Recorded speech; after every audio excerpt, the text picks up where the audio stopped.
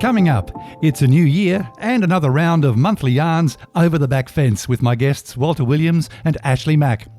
On this show, we discuss council considering changing speed limits in Ipswich CBD, the council-owned Commonwealth Hotel $5.5 million extension, Curbside Collection is back, Citizen of the Year finalists, and the Civic Centre roars back to life after the Christmas break. It's Monday, January 17, 2022, and I'm Alan Roebuck. Welcome to Ipswich Today, which acknowledges the traditional custodians of the land on which it is produced and pays respects to elders past, present and emerging. This podcast is supported by Kinetics, people-powered web hosting trusted by Australian businesses since 1999. Walter Williams has called Ipswich home for 31 years now, and you'll know him as the voice on many TV and radio ads, and he was previously heard on QFM, Star, River and 4BC. Welcome, Walt. Hey, thank you, mate. Glad to be back in 2022. Ashleigh Mack was born in Ipswich. Growing up in Ebbw Vale didn't affect him much at all. He was the first voice on QFM in 1990. He's still a media tart, and he's also a small business owner with his finger on the pulse of what's going down. Welcome, Ash. Good to be here, guys. Isn't it great? We made it through another year. Yes. It is. And 2022 has been dubbed 2020 as well. TOO, get it? 2020. Yeah, 2020. Yeah. Don't say that. We couldn't do that again. Oh, no. Anyway, since we last got together in November for Over the Back Fence on Ipswich Today, a lot has changed. We've made the references to COVID and Omicron. Have you noticed people being more cautious, or are they just throwing caution to the wind? Are the shops still busy? What about people wearing masks and checking in around Ipswich? What are you seeing, guys? Firstly, you, Ash. Mate, I tell you what, people, it's like they get timid. As soon as something happens with COVID, the public go, like little animals, they run back to their nest and hide in their nest for about 3 days. And you ask a lot of business people around town, you get this big dip, and then they all start creeping out saying, is it all right? But I was talking to the guy who's doing our kitchen this morning, and his wife, he's from down Brisbane way, and his wife is the same as my wife, nervous about going shopping, nervous about spending a long time in shopping centres. If they're only going out and doing the shopping for the odds and ends, or bulk toilet paper, as most people are. Yeah, well, I still don't get the toilet paper thing. Walter, what are you seeing? Exactly. Well, for me, I liken it to I've been living in Day of the Triffids, the movie or the book, because I was hospitalised on December 20 with surgery, and thank you to Ash for driving me home the next day. But I haven't ventured out a lot simply because I didn't want to be in the general populace when you feel like you might be a little more, subject to... fair enough. Vulnerable, yeah. So it's kind of worked out that way. I'm just amazed that none of us have contracted it yet. I was surprised by that too, out of the three of us, based on stats. Based on stats, correct. We do know some people around Ipswich who have it, their families and that sort of thing. So let's hope they have a speedy recovery. It seems to be over and done in about a week if you're vaccinated. Exactly. I got my boost on last Thursday. By the way, no side effects whatsoever. Bargain. Like I was expecting. I'm normally one of these people that you're a bit fuzzy the next day. I was right as rain. Oh, that's good. And the other thing that's interesting is the only people that you're hearing about in ICU are people who are unvaccinated. Yes, they are certainly making up the majority. There's no doubt about that. While we're talking about experiences with the vax, Walter, what was your experience after the vax? Well, I've had the 2 shots so far. I'm booked in for the booster at the end of this month. And the first shot, I had a little bit of chills, night chills and stuff at the end of the day, and went to bed early. I woke up the next day and felt perfectly fine. Second shot, I felt fantastic. I was like Superman after that. Wow. You got the grease shot. You got the grease vax. I got the AstraZeneca. No. You got the grease vax. I got chills. Yeah, I know where you're going. Yeah. Well, now you two have fessed up with your experience. I'll share mine. Please. I was AstraZeneca times 2. The first one, a slight headache for maybe 2 or 3 hours. Later that afternoon, and the next one, even slighter headache, hardly there at all. And I'm booked in for the booster early Feb, so it won't be Astra, it'll be something else, I guess. Oh, yeah, it'll be I think I get Pfizer. The American one. I think Pfizer. I got Pfizer. You get to choose. Yeah, okay. Well, let's move on to what's been going on around Ipswich. And we'll kick it off with the recently refurbished Commonwealth Hotel in the Nicholas Street precinct. Now, the hotel, which was known as Murphy's in recent times, is going to be extended. So the original heritage part of it's all been beautifully restored. They're going to build on out the back. And according to council's own documents, that's going to cost $5.5 million. So the pub can be adapted for modern use while keeping its heritage roots. Now, cheap at half the price. Yeah, exactly. When completed, the reno and extension will be a shade under $12 million total. Again, that's council's own numbers from the Ipswich Central Retail Dashboard. Now, it has been labelled controversial by one media outlet, but is it? With so much that's happened, are you hearing controversy around this? Walt, you first. I'm not hearing controversy around this, but I can understand there's always going to be someone who's going to have a whinge about it. Personally, I think what they're doing is terrific because you're keeping an historic hotel in Ipswich.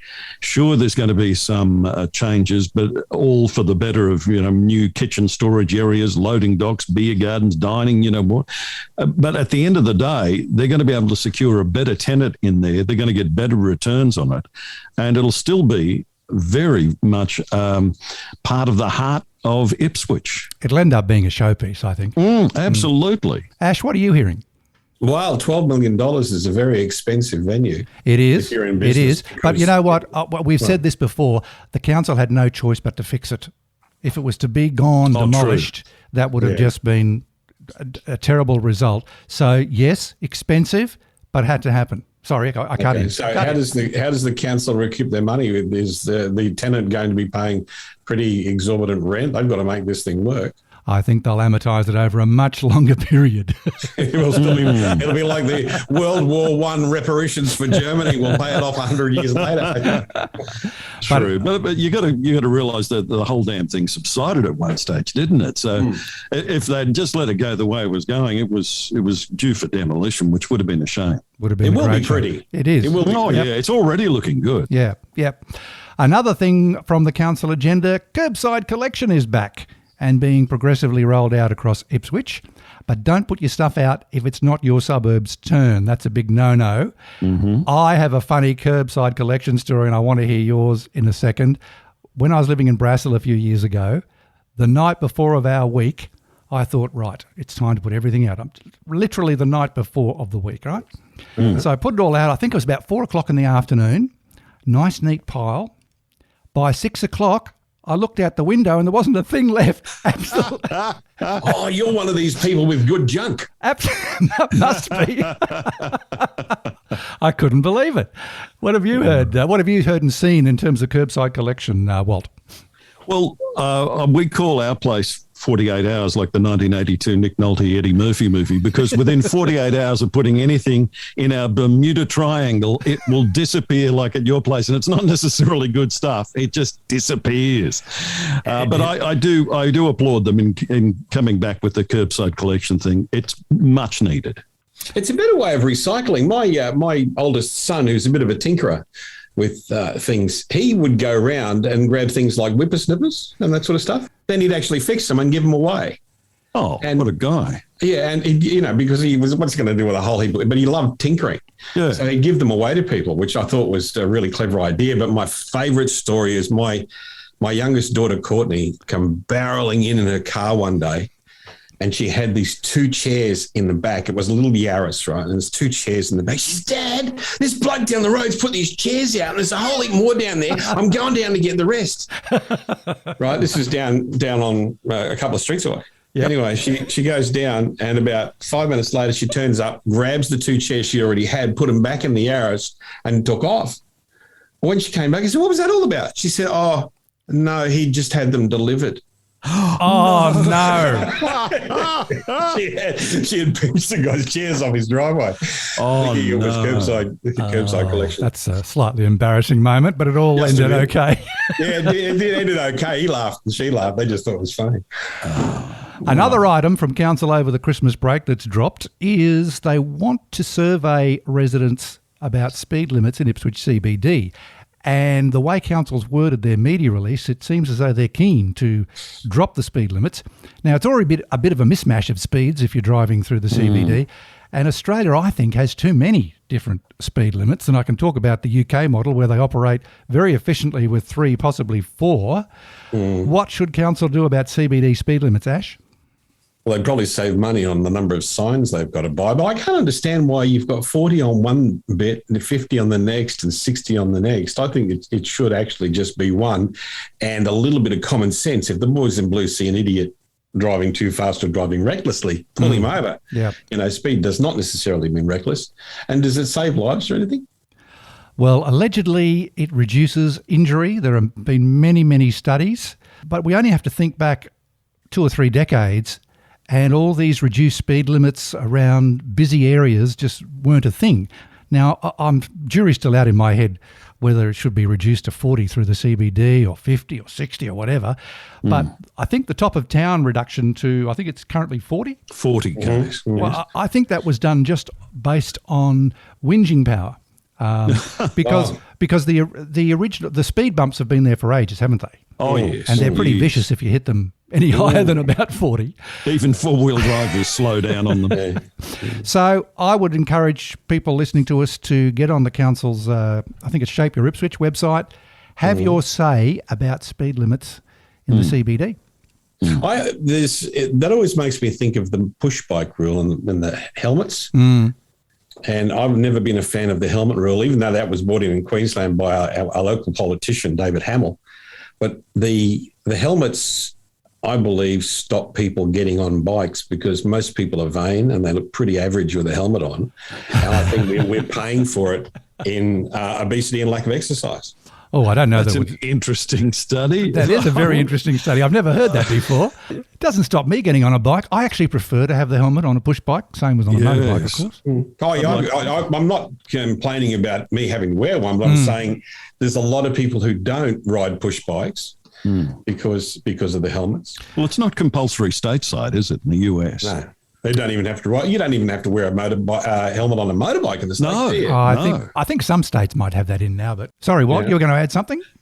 I like the idea of keeping the speed limits as it is in the CBD. Just make it 40k all round and then for any outlying areas, sure, go to 60. One area I would like to see lowered is the one on King Edward Parade where they've got the water park, because it's still a 60-kilometre zone. And we've got a lot of children, a lot of families with very young children attending that water park because it's a no-depth water park. It's not a swimming zone. This is for toddlers and children of primary school age. So I'd like to see that zone reduced to maybe 50 or 40 k's. It's probably a smart move. Yeah. Simply, to improve safety for pedestrians, cyclists, all of that. Actually, I mentioned about the comparison to the UK where they basically operate, with 3 or 4 different speed limits. And my experience driving around in pre-COVID days, 2017 I think was the last trip, they group them into categories of roads. So a dual carriageway, like say the Warrego Highway, would automatically be 110. They're still using miles per hour in the UK. Suburban streets around schools, they have signs up that says 20's plenty, and that's 20 miles per hour. So that would be getting close to our 40. About 35, yeah. And a lot of the roads have no speed signs on them because they're grouped in those categories. So single road is a certain speed limit, dual carriageway, and the motorways a much higher speed limit. I think Keep it simple. I think 70 and 90 are the 2 most ridiculous speed limits ever invented. And the thing is, once upon a time, you could actually work out what the speed limit was where you were, because the old rule was if it had overhead lighting, it was suburban speed. 60, suburban street, and you knew it was 60. And if it was out in the open road and double carriageway, you went 60 mile an hour in the old language. Yes, exactly.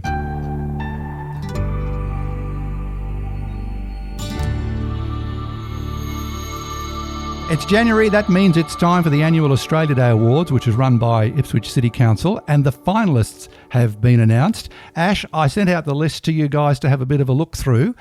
Any favourites on there? Who do you think should get the gong for Citizen of the Year? Interesting thing, I didn't recognise anybody. That's actually a good thing. That means there's more people being nominated and a larger pool of people to choose from. So we're actually, okay, because it started to get a bit samey every year before, didn't it? Look, it was a bit like that, and in past years, council struggled to get nominations. So on the strength of the finalists, let's hope that means there's been a good deal of people nominating. Well, looking at the people who are in there, Donna Kavanagh looks as though she's doing some really good things. I think Donna would be my pick, and I'll just declare a little bit of an interest there. Donna is a recent new member of the Rotary Club of Ipswich City, which I'm also a member of. Donna is doing some outstanding work. Yeah, that's really good. Citizen of the Year award. There's another name I thought you boys would have noticed. The Prime Minister's nominated in the Sport and Rec section, Scott Morrison. A tireless worker, volunteer for the Dinmore Bushrat Soccer Club. And you can imagine how this guy gets ribbed all the time. Can he milk it or what? And do they call him ScoMo? Oh, yes. You can check out the list of finalists on Council's website, and we wish all those finalists the very best of luck for the Citizen of the Year awards. What a pity we're not judging, but go on. No. Keeping with the Australia Day theme, it's nice to see councils throwing the pools open free again on Australia Day. They're always a big hit, those open days at the pools. I think they'll need plenty of chlorine this year, though. Because of Omicron. You're referring to COVID. Yeah, I know. I couldn't resist. No. Now I've got a mate who's having a 60th birthday, and we're calling it the Super Spreader event. Yeah, let's not go down that path, because I just don't understand people who want to deliberately catch it. Sense. The Australian Open started this week, and it's the rise and rise of our wonder girl, Ash Barty. Yes. What do you think, Walt? She's looking good for this, especially after Adelaide, isn't she? And she took a little break, took a 7-day hiatus, which she needed rather than going to the next tournament in Sydney. And then before you know it, she's out there and she's practicing in Melbourne, getting ready for the Australian Open. And I'm 100% behind her today. I've got my sweatbands on. I'm in AO mode, getting ready for Ash to take to the courts. It's going to be great. We love the tennis. And, of course, with the cricket, the Ashes wrapping up so early, it's going to have even more viewers. Correct. No clashing of the Ashes and tennis, which is great. No. Ash, talking of Ash. That's 3 Ashes. Yes. I know, but I'm just thinking what a great role model Ash Barty is. Oh, incredible. You know, like if you want to give your kids someone to look up to, she doesn't create headlines. No. Every time she's on camera, she's 100% perfect. She gets a COVID shot. You know? Yeah, exactly. Gets a COVID shot. She fills in her visas correctly. Not being deported. We wish her all the best, and let's hope there's a monumental Barty party after the women's final in the Australian Open. Yeah. Let's move on to some light entertainment. And the Civic Centre is keen to have their doors open. Let's hope there are no further restrictions on entertainment at the Civic Centre. And there's a couple of great shows coming up. One I want to go and see is Weathering Well with Jenny Woodward on the 5th of February. I'm hearing this show is really great. Well, fill us in. What I'm hearing is that Jenny, who started her TV career on the Darling Downs, Jenny was there before getting the gig at the ABC, and apparently there's some wonderful footage that they show on the big screen, and she tells some great yarns about her time in television in Toowoomba, and then she tells them more great yarns about her time doing live crosses from the exhibition with animals. What is it they say about working with animals and children? And does she do a weather report? Look, she might sneak one in at the end, and then, of course, her travels across the state. Jenny is quite revered, and I'm looking forward to seeing that show. Walt? You should. Yeah. She's a legend. And Ash, you're a big ABC fan. You've always got the ABC on in your car. Yeah. Jenny Woodward. The one thing I love about Jenny is her eyebrows. Have you ever watched when she does? She has the most animated eyebrows of any weather person. Can't say I've noticed. No, can't say. Now that I've said it, you watch. Her eyebrows are the most animated eyebrows. She puts expression in what she's doing with her eyebrows. Now I'm going to have to watch the weather tonight and just take note. Thank you very much, Ash, for that. Any other shows at the Civic Centre that are attracting your attention? There's so many, isn't there? I mean, where do you start? There's so many great shows coming through. I do hope they come off. I don't care. If it's on, go and see it, because that industry copped COVID pretty bad and we need to support it. Right. So, don't judge a book by its cover. If you don't like the post, it doesn't matter. Go along and you'll actually walk out enjoying yourself, because just about every show that goes through that place is brilliant. It's quality. Yeah. And I'd like to pay a little compliment to the staff of the Civic Centre, who also do a fantastic job, not just the front of house and people serving you, but all the people behind the scenes to make the lights and sound work. They do a great job for our city. And the curtain will rise again. Yes, fantastic. All righty, guys, we might wrap it up there for our January edition of Over the Back Fence. Thanks for joining me once again, and we'll see you next month. Thanks, Ash. Ciao, dude. And wonderful seeing you guys. Thanks, Alan. Thanks, Ash.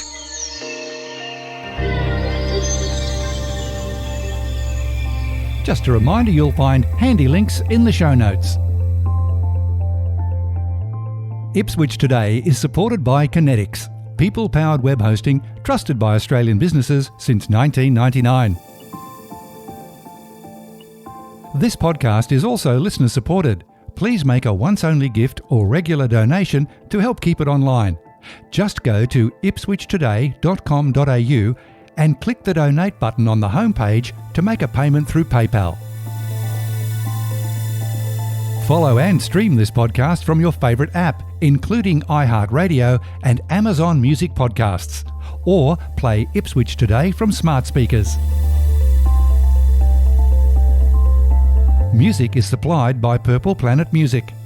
This is Alan Roebuck. Thank you for listening.